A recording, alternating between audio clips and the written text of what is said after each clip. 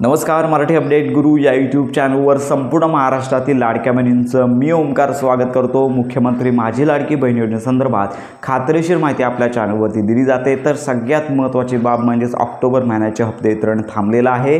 ज्या लाडक्या बहिणींना ऑक्टोबर महिन्याचा हप्ता आला नसेल, सप्टेंबर महिन्याचा हप्ता आला पण ऑक्टोबर महिन्याचा हप्ता आला नसेल, तर अशा लाडक्या बहिणी कदाचित अपात्र ठरू शकतात किंवा त्यांच्या कागदपत्रांमध्ये काहीशा प्रमाणात प्रॉब्लेम येऊ शकतो। तर अशा प्रकारची ही आताची अपडेट आहे आणि आता सगळ्यांना नोव्हेंबर महिन्याच्या हप्त्याची उत्कंठा लागलेली आहे। सोशल मीडियावरती अनेक मेसेज, अनेक तारखा सांगणारे व्हायरल होत आहेत की लाडक्या बहिणींना हप्ते वितरण सुरू झालेलं आहे किंवा हप्ते वितरणाची तारीख घोषित झालेली आहे।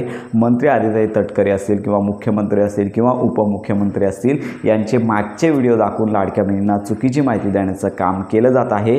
तर यामध्ये सगळ्यात महत्त्वाची बाब आपण सांगत आहोत की नोव्हेंबर महिन्याचा हप्ता आहे साधारणतः कधीपर्यंत येऊ शकतो या संदर्भात माहिती देतच आहोत। आगामी निवडणुका आहे, तर 3 तारखेला निकाल आहे आणि 2 तारखेला निवडणुका आहेत। तर या निवडणुकांच्या पार्श्वभूमीवर महाराष्ट्र शासन आहे तर निवडणुकांच्या पूर्वी लाडक्या बहिणींना हा जो लाभ आहे तो देण्याच्या तयारीत असण्याची शक्यता सध्या मोठे न्यूज चॅनल आहेत यांच्यामार्फत देत आहे। त्यामुळे जर हा हप्ता आहे आधी येत असेल तर नोव्हेंबर महिन्याच्या 3 तारखेच्या आधी आचारसंहितेमध्ये वितरित होण्याची शक्यता असेल तर तसा GR येईल आणि त्याच्यानंतर मंत्री आदित्य तटकरे घोषणा करतील आणि त्यानंतर हा लाभ वितरित केला जाणार आहे। आणि हा जर लाभ आधी वितरित होत असेल तर नोव्हेंबर महिन्याच्या शेवटच्याच आठवड्यामध्ये 30 तारखेच्या पूर्वी हा लाभ तुम्हाला मिळू शकतो। पण लक्षात घ्या, आचारसंहितेमध्ये अशा कल्याणकारी योजना आहेत त्या राबवल्या जात नाही आहेत, पण जर हप्ते वितरणाची तयारी शासनाकडून झाली तर मात्र हा लाभ वितरित होऊ शकतो। तर सध्या आचारसंहितेमध्ये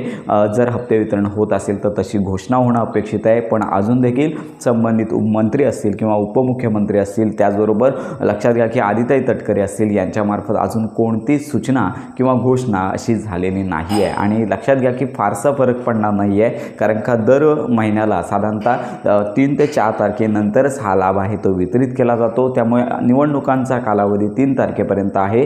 3 तारखेला आचारसंहिता संपेल आणि त्याच्यानंतर जरी लाभ वितरित झाला तरी देखील रेग्युलरच लाडक्या बहिणींना हप्ता मिळणार आहे। केवळ एवढंच की जर आचारसंहितेमध्ये वितरित होत असेल तर 30 तारखेच्या आधी लवकर हा लाभ मिळेल। पण यामध्ये सगळ्यात महत्त्वाची शंका आहे की लाडक्या बहिणींना नोव्हेंबर महिन्याचा हप्ता जर आधी वितरित होत असेल तर EKYC असेल किंवा नसेल तरी देखील लाभ मिळणार का? कारण का एवढ्या कमी दिवसांमध्ये 2.5 कोटी ज्या लाडक्या बहिणी पात्र आहेत तर यांचा डेटा चेक करणं शक्य आहे का, असा देखील प्रश्न निर्माण होतोय। तर या संदर्भात आपण माहिती घेतच आहोत। साधारणतः मंत्री आदित्य तटकरे यांनी सांगितल्याप्रमाणे EKYC केल्यानंतर कागदपत्र पडताळणी आणि त्याच्यानंतरच लाभ आहे तो वितरित होईल। मग अशा अनेक गोष्टी आहेत, तर या संदर्भात आपण माहिती घेतच आहोत। त्यामुळे लक्षात घ्या, जर अगोदर हप्ता येत असेल तर लाडक्या बहिणींसाठी आनंदाचीच बातमी आहे आणि जर अगोदर हप्ता आला नाही तर साधारणतः नियमित नोव्हेंबर महिन्याच्या पहिल्या आठवड्यापर्यंत हप्ते वितरण होणार आहे। तर लाडक्या बहिणींना एकच विनंती, अजून तरी मुख्यमंत्री माझी लाडकी बहीण योजनेअंतर्गत हप्ते वितरणाची घोषणा झाली नाही आहे। EKYCची प्रोसेस चालू आहे, याच्यामध्ये 18 तारखेपर्यंत मुदत आहे,